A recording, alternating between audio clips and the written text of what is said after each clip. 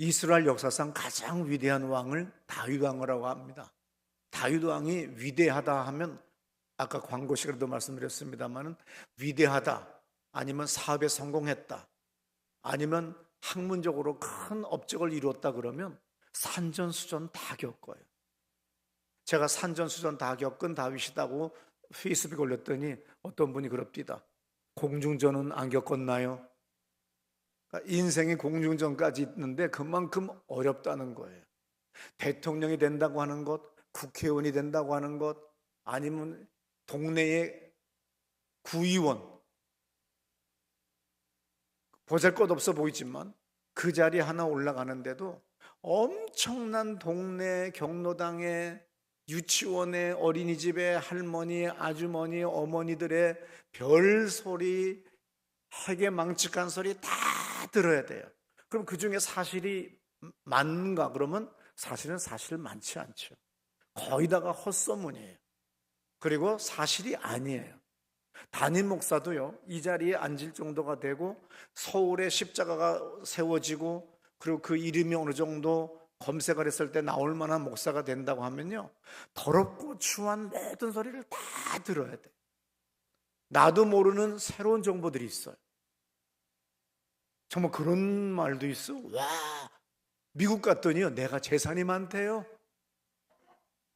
그래서 내가 미국을 왜 왔나 그랬더니 내가 집을 사러 왔대요. 와, 나 정말 너무 기뻤어요. 나 정말 그렇게 돈 하나님 많이 주면 얼마나 좋을까. 별의별 소문이 다 있어요. 근데 저는 그래도 다른 목사님보다 소문이 그렇게 나쁘진 않아요. 왜냐하면 대개가 가짜 박사학위, 가짜 학력, 가짜 유학, 그 다음에 재정의 비리, 그 다음에 모든 대통령이든 국회의원이든 목사든 어느 집단이든 간에 그 다음에 이성의 문제. 근데 그게 없는 게 뭐냐면 몸이 너무 약하니까 바람 못 핀다는 걸 다 알아요. 두 번째, 난 중학교 2달 다니다 가출했다고 했기 때문에 더 이상의 학력을 얘기해야 될 이유가 없어요. 그렇잖아요. 그 다음에 예배당 짓느라고 빚에 허덕여가지고서 재정 빼돌릴 돈이 한 푼도 없어요. 내 돈 아직도 처박으면 처박지 내가 빼돌릴 돈은 하나도 없는 거예요. 그러니까 복 중에 복이 이 3가지 복이에요. 그러니까 어려움이 없는 거죠. 그런데 이 다윗은 얼마나 엄청나게 환난을 많이 겪었으면 사무엘하 23장 1절에서 다윗의 마지막 말이라 그래요.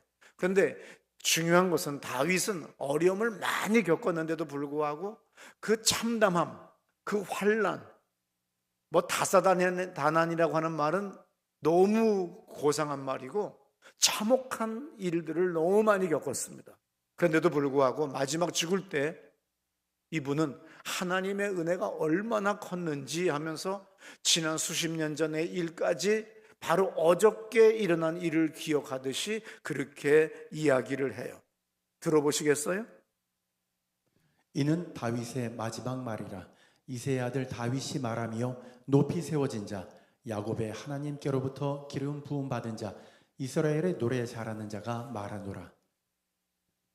3절부터 이스라엘의 하나님이 말씀하시며 이스라엘의 반석이 내게 이르시기를, 사람을 공의로 다스리는 자, 하나님을 경외함으로 다스리는 자요, 그는 돋는 해의 아침빛 같고 구름 없는 아침 같고 비 내린 후에 광선으로 땅에서 우미 돋는 새풀 같으니라 하시도다. 내 집이 하나님 앞에 이같지 아니하냐. 예, 얼마나 멋있어요. 5절에 내 집이 하나님 앞에 그렇지 않니? 내가 이렇게 복을 받았어. 어떤 복? 4절에 저는 돋는 해 아침빛 같고, 아침에 태양 돋을 때 얼마나 찬란합니까? 얼마나 멋있어요. 오늘도 제가 잠이 일찍 깼기 때문에 아침에 돋는 해를 봤어요. 그리고 촬영을 했습니다. 정말 찬란합니다. 그리고 구름 없는 아침 같고 비 온 후에 광선으로 땅에서 우미 돋는 새풀 같으니라. 그 광야 들판 이런 데에 먼지 잔뜩 꼈던 잎에 비가 많이 온다면은 그 잎이, 초록 잎이 얼마나 빛나겠어요. 거기에 또 물방울들을 이슬들이 맺힌 것들이 얼마나 아름답겠어요. 그렇게 내 인생이 그러하다고.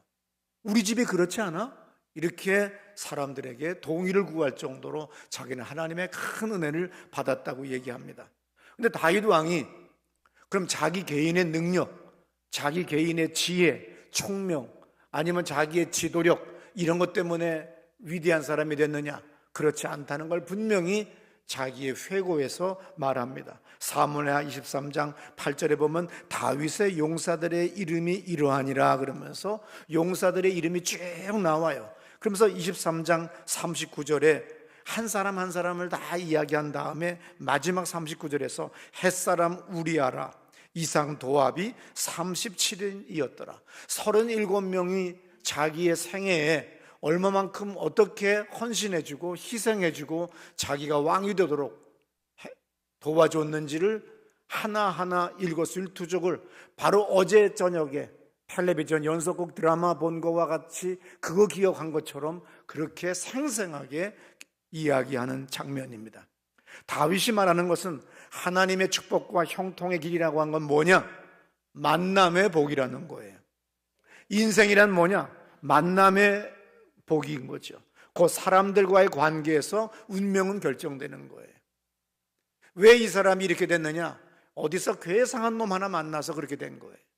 내 인생이 성공했다, 아니면 실패했다, 내가 부도가 났다, 어떤 직원이 횡령해서 도망갔다, 그래서 내가 망했다, 누가 나를 고자질해서 내가 억울한데 내가 재판을 받게 됐다, 뭐 하나하나 다 얘기하지만 그게 다 뭐예요? 승진했다, 잘렸다, 불행했다, 행복했다, 기뻤다, 슬펐다, 다 사람과의 관계의 결과예요. 그러므로 사람을 잘 만나야 됩니다. 사람을 잘 만나지 못하면 모든 것이 다 소용없어요. 아무리 학력이 뛰어나고 내가 총명하고 유학을 갔다 와도 내가 5개 국어를 하고 뭐 7개 국어를 한다고 해도 보잘것 없다고 하는 겁니다. 그래서 이런 글이 있어요. 우리는 만나기 위해 태어났다. 우리는 계속 하나님이 영원전부터 예비한 사람들을 하나하나 만난 것, 그래서 그 완벽한 그 하나님의 시간에 하나님의 장소에 바로 하나님이 예비한 그 사람을 만난 게 성공이에요. 딴 게 성공 아닙니다. 내가 아무리 똑똑해도, 내가 아무리 공부를 잘하고 인류대학을 졸업했을지라도 그 이상한 사람 하나 만나면 끝장나는 겁니다. 하나님은 하나님의 섭리를 이루기 위해서 역사를 주관하시는데 그 역사는 천사들에게 맡긴 것이 아니라 사람들에게 맡기셨어요. 역사를 이끌어가고 만들기 위해서는 사람들을 잘 만나야 됩니다. 다윗이 왕이 되기 전에는 사울 왕에게 핍박을 받아서 도망을 다닐 때의 일이 있었는데 역대상 12장 1절에 그 말이 써 있어요. 다윗이 기스의 아들 사울로 말미암아 시글락에 숨어 있을 때에 그에게 와서 싸움을 도운 용사 중에 든 자가 있었으니, 시글락에 숨어 있을 때 왕이, 고대 사회에서 왕이 죽여버리겠다고, 잡아버리겠다고 하면 인생은 끝난 겁니다. 그렇게 비참하게 도망다니는 그런 와중에 시글락에 숨어 있을 때에 그에게 와가지고 싸움을 돕는 용사가 있었다는 거예요. 도망가는데 모든 사람이 저건 도둑놈이야, 저건 전과자야, 저건 개 같은 인간이야, 저건 사람이 아니야, 별의별 소리를 다 하는데도 불구하고 지지하는 사람이 있어요. 바로 다윗이 수천 년 전에 그랬던 거예요. 온 세상 사람들이, 자기 동네 사람까지도 다윗이 자기 아들 압살롬이 쿠데타를 일으켰어요. 황급히 도망갑니다. 그랬더니 언덕 위에 있던 영감이, 폐위된 지난번에 초대 왕인 사울 왕 가문의 영감이에요. 먼지를 집어 던지면서 저주를 합니다. 얼마나 황당하겠어요. 그리고 얼마나 분노가 치밀어 오르겠어요. 당장에 내가 칼이 있고 내게 아직도 호위하고 있는 장군들이 있고 병사가 있기 때문에 옆에 병사가 얘기합니다. 당장에 가서 한 칼에 죽여버리겠다고. 관둬라. 내 아들도 나한테 이렇게 하는데 내가 그래서 지금 도망가잖아. 도망가는 주제에 뭐 저 벌레 같은 것들을 죽이면서 가니. 여러분, 도망갈 때는 도망만 가셔야 돼요. 가다가 딴짓하지 말아요. 욕할 때는 욕만 하세요. 싸울 때는 싸우세요. 딱 한 가지만 해야 된다고 하다가 딴짓해가지고 문제가 생겨요. 다윗에게 배울 게 뭐예요? 지금은 도망갈 때다 이거야. 저 거지 같은 놈 정말 단칼에 죽일 수 있지. 야! 당장에 가서 처단해버려. 그러면 그 밑에 병사들이 당장에 쫓아가면 그 영감 한 방에 죽여버릴 수 있어요. 그런데 내 아들도 나를 일으키게 하는데 이거 하나님이 하시는 거야. 그러면 지금은 도망갈 때야. 그래서 도망가자. 이게 다윗에게 우리가 배울 지혜죠. 역대상 12장 8절에서 이렇게 말합니다. 갓 사람 중에 광야에 있는 요새에 이르러 다윗에게 돌아온 자가 있었으니 다 용사여 싸움에 익숙하여 방패와 창을 능히 쓰는 자라. 그의 얼굴은 사자 같고 빠르기는 산의 사슴 같으니. 예, 도망가는, 옛날 젊었을 때 왕에게 쫓겨 도망다니는, 그리고 왕을 배신했다고 하는 그런 소리를 듣는 이 다윗을 왕으로 세우고자 온 사람들이 이렇게 보잘것없는 이상한 사람들이 오는 게 아니에요. 정말로 엄청난 능력이 있는, 전쟁에 능한 사람들이 오는 겁니다. 역대상 12장 23절 들어보세요. 싸움을 준비한 군대 지휘관들이 헤브론에 이르러 다윗에게로 나와와서 여호와의 말씀대로 사울의 나라를 그에게 돌리고자 하였으니. 예, 사울의 나라를 다윗의 나라로, 다윗을 왕으로 세우고자 돌리고자 하였으니 그 수요가 이러하더라 하면서 이제부터 아주 정말 진절머리가 나는 것이 역대상 12장 24절부터 계속 나옵니다. 어느 지파에서 몇 명, 어느 지파에서 몇 명, 어느 지파에서 몇 명. 그러면 여러분들은 이것을 진절머리를 내기 시작해요. 왜냐하면 계속 숫자만 나오기 때문에. 그런데 성경은 아주 단호해요. 자를 말은 단호하게 잘라요. 그리고 필요한 말은 정확하게 집어넣어요. 그리고 아주 짧은 문장으로 집어넣어요. 그래서 기자들이 기사를 쓸 수 있는 공부를 하려면 창세기 1장을 읽으라고 그러잖아요. 왜냐하면 그 엄청난 온 세상을 창조한 창조의 이야기가 바로 이 1장에 이렇게 있다. 너는 왜 이렇게 말이 많냐? 이 창세기를 읽어라. 그 정도로 성경은 해야 될 말은 길게 하고 하지 말아야 될 말은 과감하게 생략하는 것이 성경인데, 오늘 24절부터 들어보세요.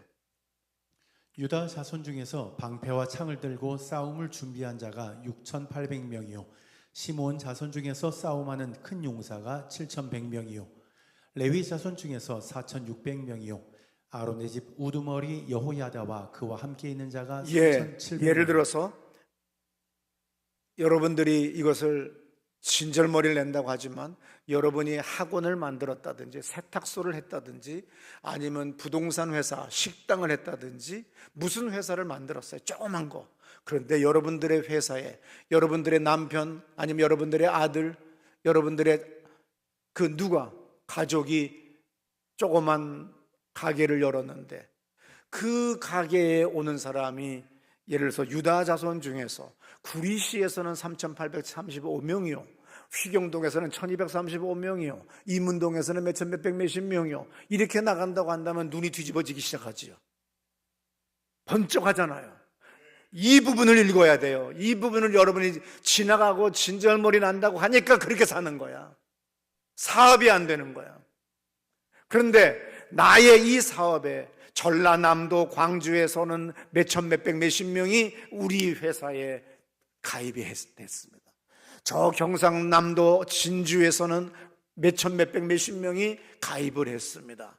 이렇게 나가는 여러분들이 휙휙휙휙 빨리빨리 성경을 떼려고 하니까 하나님도 여러분들 회사에 다 떼어버린 거예요. 여러분 회사 사이트에 들어오지를 않는 거예요. 오늘부터는 이제부터는 이렇게 돼.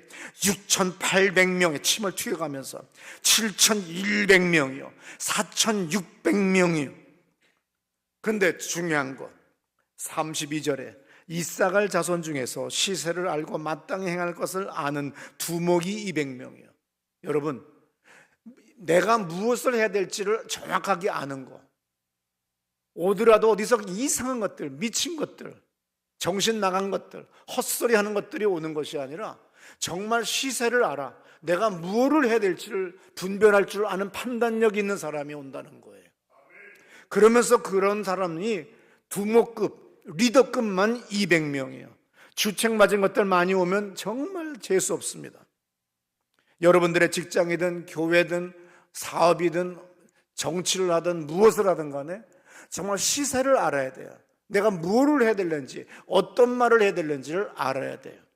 담임 목사도 계속 공부해야 됩니다. 근데 나이 60 넘어가고 65세 넘어가면요, 공부들을 안 해요. 옛날 책 공부한 거 가지고 또 하려고 그래요. 나는 엉뚱한 사람한테 존경받아요. 서점 주인한테. 목사님 같이 책 많이 사시는 분 없어요. 그래. 왜 그랬더니 안 사세요. 다른 분들 그냥 사진만 몇 장 찍어 가세요. 근데 목사님은 어떻게 저보다 먼저 책이 나온 걸 아세요? 그래. 서점 주인보다 생명의 말씀사보다 내가 책을 더 빨리 안다는 거죠. 왜냐하면 나는 많은 신문을 봐요. 그리고 신간도서 안내를 계속 보고 있어요. 그리고 나는 아침에 일어나면 뭘 하겠어요? 남들은 운동 가지만 나는 요미르 신문, 마이니치 신문, 그 다음에 조선일보, 한겨레 신문, 그 다음에 뉴욕 타임즈, 그 다음에 독일 신문, BBC까지 신문 다 읽어요. 어찌 그렇게 언어의 능력이 뛰어납니까? 삼성 노트 덕분입니다. 다 번역해 줍니다. 이 펜만 꺼내면 다 됩니다. 전 세계 언어를 다 읽어줍니다. 그리고 나머지 모르는 것만 내가 그 번역이 덜 된 것만 하면 돼요. 펜만 있으면 온 세계 언어로 모든 신문을 헤드라인 한 번씩은 다 보면은 이게 달라져요. 그리고 전 세계 언론에 신간서적 난이 있어요. 그 난 찾아 들어가서 쭉 보면 그게 빨리 한국에 들어왔는지 안 들어왔는지를 알 수가 있으니까 정보가 빠른 거예요. 자기 하고 있는 그 업종에서 발전을 위하여 책을 읽지 않거나 계속해서 직무 연수나 공부를 하지 않는다고 한다면 은퇴하세요. 아니면 죽을 때가 다 되신 거니까. 계속 사람은 꾸준히 공부를 해야 되는 겁니다. 어떻든 간에 33절에 보면 스불론 중에서 두 마음을 품지 아니한 자가 5만 명이다. 이것이 왔는데 이중이야. 양다리 걸친 놈이 왔어요. 그러면 이게 얼마나 이게 정말 그 집단이 별 볼 일 없겠어요. 또 납달리 중에서는 34절에는 장관이 1,000명과 방패와 창을 가진 자가 37,000명이요. 33절에 들어보세요. 스불론 중에서 모든 무기를 가지고 전열을 갖추고 두 마음을 품지 아니하고 능히 진영에 나아가서 싸움을 잘하는 자가 5만 명이요. 납달리 중에서 지휘관 1,000명과 방패와 창을 가지고 따르는 자가 37,000명이요. 단 자손 중에서 싸움을 잘하는 자가 이렇게 어마어마하게 많은 사람들이 다윗을 지지하고 현직 사울 왕이 현직에 있음에도 불구하고 다윗을 왕으로 세우고자 하는 사람들이 이렇게 전국 지방에서 각 지파에서 수많은 사람이 몰려오는 만남의 복을 가지고 있다는 거예요. 왜 지난 한 해가 안 좋았냐? 이상한 놈들을 계속 만났기 때문에 그래요. 영양가 하나 없는 것들만 만나고 헛소리들만 하는 거예요. 원론적인 얘기만 계속 하는 것들하고 만나니까 보잘것 없는 거예요. 실무적인 얘기는 하나도 들어가지 않냐고 원론적인 얘기만 하는 거예요. 기껏 한다는 것이 뭐라고 합니까? MOU 맺었대요. 내가 MOU 맺었다고 하는 걸 제일 멍청한 놈들이라고 얘기하잖아요. 왜 그래요? MOU 맺어봤자 그건 양해각서에 불과한 거예요. 돈 1,000원 수금한 게 더 나아. 양해각서 만든 것보다. 아무도 아멘 안 하시네. 이건 모르시는가 보다. MOU가 뭔지를 모르시는 분이 많아서 그런가 본데 그거 쓸데없는 거예요. 이거는 그냥 아무것도 아닌 거예요. 그냥 길 가다가 차라리 땅바닥을 보고 가다가 이선미 집사같이 금반지 줍는 게 나아. 그게 훨씬 MOU 100개 맺은 것보다 나은 실제적인 거예요. 근데 오늘 우리는 원론적인 것, 큰 담론을 이야기하지요. 이거 다 보잘것없는 거예요. 진짜 친한 사람끼리는 뭐겠어요? 야, 네 얼굴 오늘 빛난다. 야, 뭐 발랐어? 아닌 것 같은데 뭐 좋은 거 먹은 거 아니야? 야, 무슨 약이야? 이렇게 나가면 이건 정말 친한 사람이에요. 이거 진실한 사람. 근데 우리는 말입니다, 인류의 평화를 위하여 미친놈이에요. 이거 다 보잘것없는 거예요. 진짜 실제적인 거는 어느 집 짜장면이 맛있었어? 너 페북 보니까, 인스타 보니까 너 짜장면 먹더라 얘. 그렇게 하는 사람이 그 진짜 친구예요. 그런데 엄청난 담론을 이야기하거나 원론적인 얘기만 계속 하고 있어요. 그러면 그 사람하고는 사귀지 마세요. 빨리빨리 진도 나가시는 것이 더 낫습니다. 그러면 왜 이렇게 하나님은 다윗에게 이렇게 엄청난 만남의 축복을 주셨겠어요? 저절로겠어요? 아닙니다. 여기에 해답이 있는데 역대상 23장 5절입니다. 사천은 문지기요 사천은 다윗의 찬송하기 위하여 지은 악기로 여호와를 찬송하는 자라. 역대상 25장 7절. 저희와 모든 형제 곧 여호와 찬송하기를 배워 익숙한 자의 수요가 288인이라. 이것은 무엇을 얘기합니까? 아주 중요합니다. 4,000명의 문지기래요. 어디의 문지기? 성전의 문지기. 또 4,000명이 있는데 다윗의 찬송하기 위하여 지은 악기로 여호와를 찬송하는 자라. 이 말이 있어요. 그럼 뭐예요? 뮤지션, 악기를 다루는 사람은 영어로 뮤지션이라고 그러죠. 영어 성경에 뮤지션이 4,000명이야. 하나님의 성전에서 악기로 예배를 드리는 사람이, 찬송하는 사람들이 4,000명, 문지기가 4,000명. 그 다음에 25장 7절에서 저희와 모든 형제 곧 여호와 찬송하기를 배워서 익숙한 사람, 그러니까 정식으로 성악 발성을 노래하는 것을 배운 사람. 토로토 발성법이 있고 성악 발성법이 있고 영국 민요 발성법이 있고 러시아 테너 발성법이 다 달라요. 다 똑같지 않아요. 이와 같이 익숙한 사람이 몇 명이라고? 288명. 그냥 발성하는 사람들이, 그러니까 노래하는 사람들이, 이걸 뭐라 그래요? 보컬이죠. 그러니까 보컬하는 사람이 288명인데 중요합니다. 성가대가 288명. 그러면 총 음악하는 사람이 몇 명이죠? 전임 사역자가 4,288명이에요. 문지기 4,000명 빼고. 이 사람들이 전임 사역자니까 월급 줘야 되잖아요. 먹고 살아야 됩니다. 왕이라고 돈 많은 거 아니에요. 우리나라도 국가 부채가 1,000조가 넘었어요. 이것이 50%가 넘어가게 되면 국가가, 경제가 어려워지기 시작하는 거죠. 전 세계가 신용평가를 낮게 쳐주기 시작하는 거예요. 그런데 어떻든 간에 오늘 현대사회도 국가가, 돈이, 한국이 세계적인 국가라고 하더라도 빚이 1,000조가 넘어요. 그러면 옛날 다윗이 지금 즉위한 지 몇 년 됐겠어요? 그런데 이 왕이 전임 사역자만 이렇게 4,288명. 오직 하루 종일 24시간 하나님께 계속 영광 돌리고 찬양하는 예배 드린 사람만, 전임 사역자만 4,288명이라는 거죠. 예배가 뭡니까? 예배를 드린다고 하는 게 뭐예요? 하나님을 하나님으로 인정하는 거예요. Let God be God이라고 하는 말이 있어요. 하나님으로 하나님 되게 하라는 말이죠. 근데 오늘 우리는 뭐죠? 그냥 하나님 앞에 미신적으로 앉았어요. 그냥 관람하는 사람 같이 앉은 것이 아니라 내가 진정으로 예배자가 되는 거예요. 나의 입으로 발성하고 나의 입으로 주님을 높여드리고 소리 높여 외치는 거예요. 그리고 그분을 하나님은 비교될 수 없는 전능하신 하나님이십니다. 하나님만이 창조주십니다. 하나님만이 전능하신 분이십니다. 역사의 주관자십니다. 우리의 인생의 주관자십니다. 그러므로 하나님, 오늘 내가 일주일에 하루를 주님께 안식일로 내가 구별하여 주님께 예배 드리러 왔습니다. 나는 예배 드리러 왔습니다. 이렇게 외치는 사람들이 하루 종일 1년 365일 하는 사람이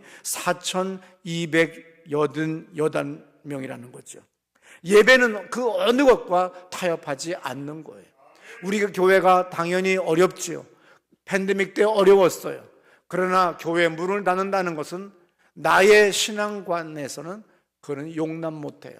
온 세상이 다 강제적으로 법적으로 그리고 정치인들이 떠들어 붙여요. 당연히 교회의 구상권을 청구하겠다. 그리고 교회에 행정조치 취하겠다. 그러면 내가 빠져나갈 유일한 길은 그러면 내가 주차장에서 예배드리지. 사회적 소셜 디스턴스가 2m야? 좋아. 그러면 내가 2m 떨어져서 예배드리지. 몰도바 공화국의 가난한 교인들이 마당에서 20-30명이 열중샷 하고 예배드리는 그 사진을 내가 본 적이 있었어요. 2m 떨어지면 된다는 것이 전 세계에 똑같은 방침이에요. 그렇다고 한다면 자동차에 타면 되겠구나. 그랬더니 어떤 일이 벌어져요? 한 번도 우리 교회는 예배가 쉰 적이 없어요. 그랬더니 이 예배를 통하여 이 교회의 가장 중요한 문제들을 하나하나 다 해결해 주셨어요. 복을 주셨어요. 그리고 교인들이 저를 놀려요. 20년 전 사진을 보니까 지금도 더 노인 같대. 지금이 더 젊어 보인대. 그건 뭐예요? 좋은 교인들을 만나게 해주셨어요. 그래서 제가 행복한 거예요. 여러분들이 이상한 것들이라고 한다면 내가 우거지 쓰고 나왔겠죠. 근데 나는 행복해요. 그래서 온 세상의 모든 목사님들이 행복하다고 하니까 페이스북에 절대 욕할 수가 없어요. 누구를 깔 수가 없어요. 부정적인 얘기도 할 수 없어요. 그래서 계속 좋은 얘기만 계속 내니까 날마다 좋은 일이 생기는 거예요. 믿으시기 바랍니다. 그러면 예배라고 하는 건 우리에게 주신 특권이기 때문에 살아있다는 것 특권이에요. 두 다리 멀쩡하다는 것 특권이에요. 내 정신이 멀쩡하다고 하는 것 하나님이 주신 특권이에요. 이 특권을 주셨을 때 이것을 세상에 허비하지 말고 거창한 원론적인 이야기, 담론들 이런 얘기하는 데 쓸데없는 짓 하지 말고 실제적으로 하나님을 찬양하고 높여드리고 그분이 뭐라고 말씀하셨어요? 누구든지 주의 이름을 부른 자는 구원을 얻으리라. 내 영혼의 구원을 넘어서 내 삶의 전 영역의 모든 것들을 구원하실 수 있는 충분한 하나님이십니다.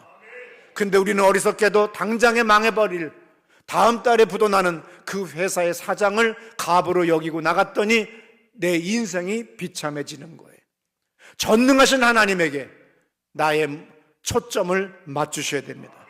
예배는 무능하고 무력한 사람들의 행위가 아니라 나의 모든 것들을 다 투자해서 예배를 드릴 때 바로 다윗이 그러한 복을 받았던 거예요.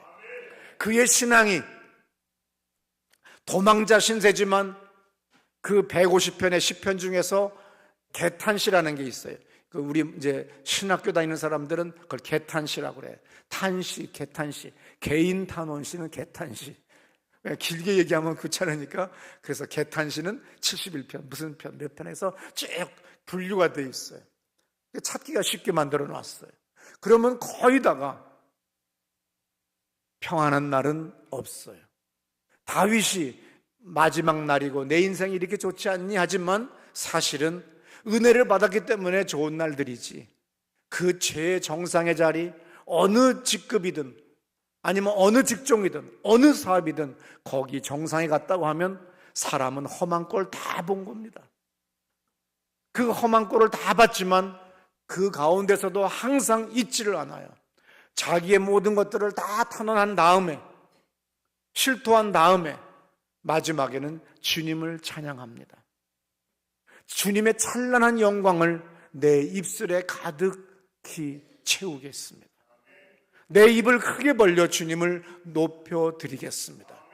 그렇게 했던 그 습관이 왕이 된 다음에는 4,288명의 전임 찬양 사역자를 만들었다는 거예요.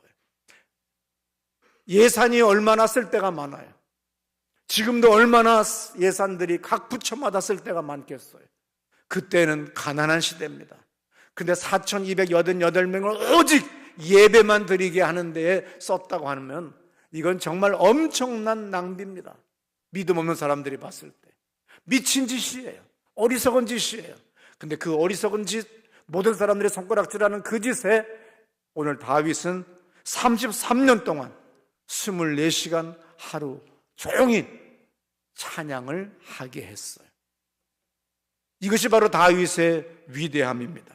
그렇기 때문에 다윗이 오늘 처음 읽었을 때 같이 다윗의 마지막 말이라, 내 인생이 그렇지 않았냐? 얼마나 좋았냐? 내 인생이 좋기는 왜 좋았겠어요? 그렇지만 자기의 결론은 좋았다, 아주 좋았다고, 하나님의 은혜로 말미암아.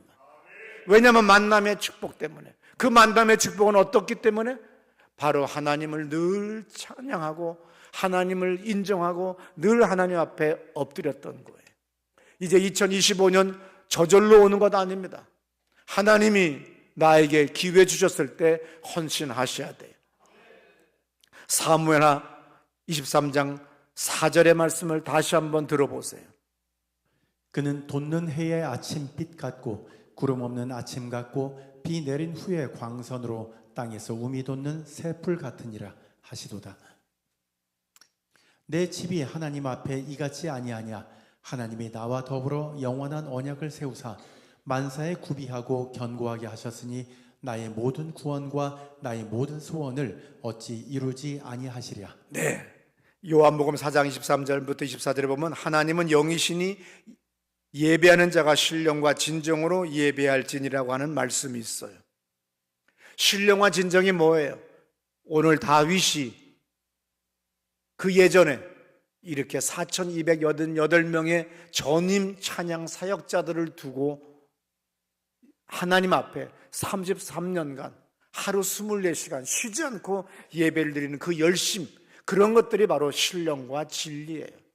거창하게 말씀을 쪼갠다고 하는 미명하에 이상한 그야말로 사변적인으로 나가는 것이 아니라 나의 삶, 내가 호흡, 내가 주님 앞에 예배드릴 때마다 주님의 임재를 경험하는 여러분 되시기를 축원합니다.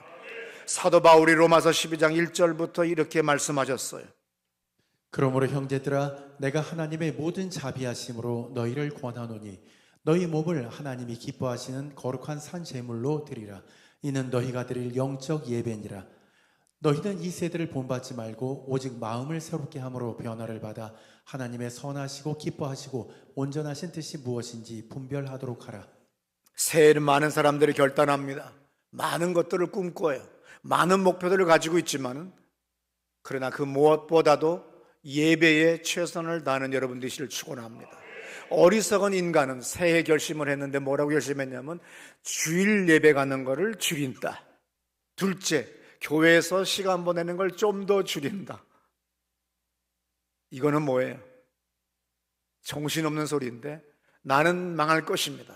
나는 망함을 선포합니다. 나는 선언하고 나갑니다 하는 거나 똑같은 거예요.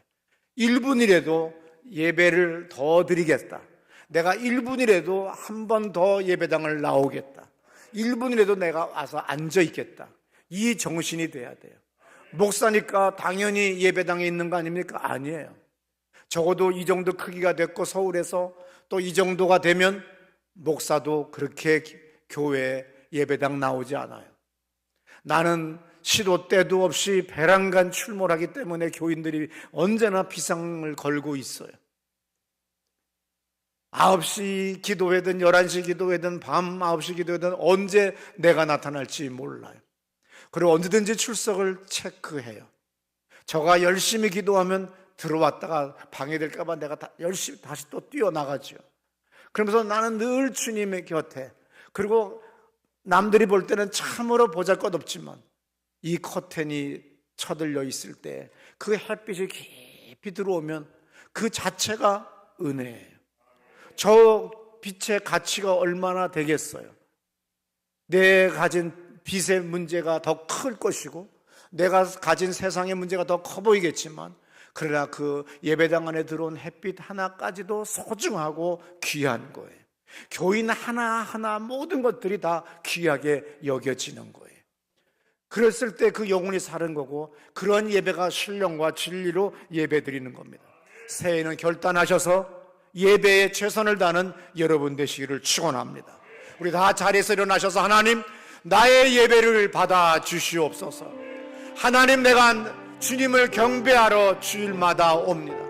내가 주님을 높여드리기 위하여 예배당에 나옵니다. 내가 나올 때마다 주님의 성령으로 사로잡아 주시고 주의 권능으로 덮어 주옵소서. 내 손 잡아 주시옵소서. 우리 오른손 번쩍 들고 다 같이 기도합니다. 할렐루야.